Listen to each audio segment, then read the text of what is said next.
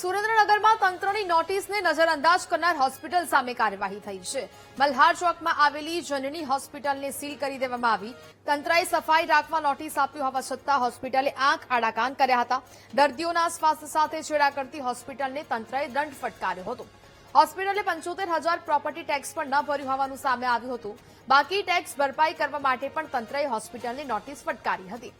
વારંવાર નોટિસ છતાં પણ હોસ્પિટલે બેદરકારી દાખવતા હવે આ કાર્યવાહી છે તે કરવામાં આવી છે। સંવાદદાતા સચિન ફોન લાઈન પર જોડાયા છે। સચિન, સુરેન્દ્રનગરની જનની હોસ્પિટલને તંત્ર દ્વારા સીલ કરવામાં આવી છે, શું વધુ વિગત?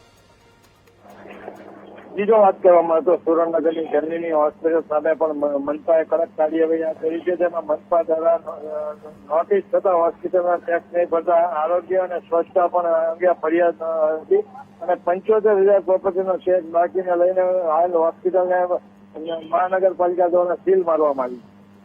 બિલકુલ, જાણકારી બદલ આભાર।